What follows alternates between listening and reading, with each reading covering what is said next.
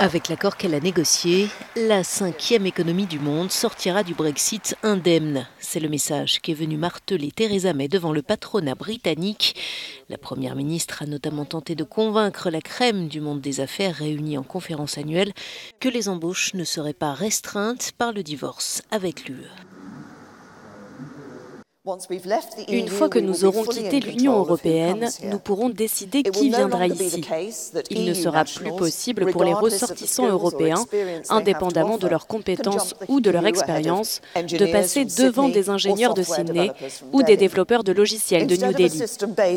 Au lieu d'un système fondé sur le lieu d'origine de la personne, nous aurons un système fondé sur les talents et les compétences que les personnes ont à offrir.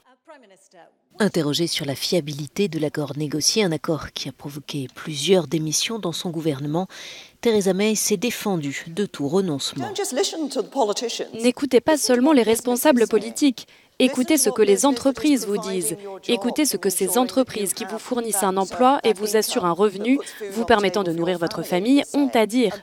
Les entreprises nous disent « Nous voulons un bon accord avec l'Union européenne et nous voulons une bonne relation commerciale avec l'UE ».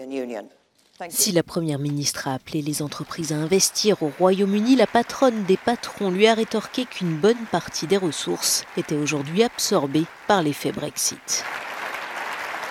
Le Brexit est en train de consumer le gouvernement, chaque responsable politique, chaque fonctionnaire. Il consume aussi l'entrepreneuriat britannique.